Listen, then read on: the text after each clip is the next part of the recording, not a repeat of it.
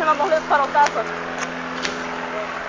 Robím projekt, potrebujem to do školy a či by sme vám mohli pár otázok a že či by ste nám na to povedali odpoveď niečo. Prosím. Dobre, takže či máte rodinu? Áno, a koľko detí?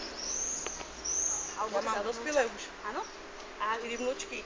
super. Ste zamestnaná, či už ste na Ne. Aha, dobre. A aké máte vzdelanie? Učila som sa, no. Áno? Základka teda je, hej? Dobre. Máte rodinu v zahraničí? Dceru. A ste spokojná na Slovensku, či by ste chceli ísť niekam do zahraničia? Ani ne. Nie? Nemáte žiadne existenčné problémy, alebo také, že by vám tu niečo vadilo? Ne? Aký máte vzťah k Slovákom? Či vám vadia, alebo teda či ste niekedy zažili nejakú diskrimináciu? Nie? Čiže všetko v pohode, hej? Dobre.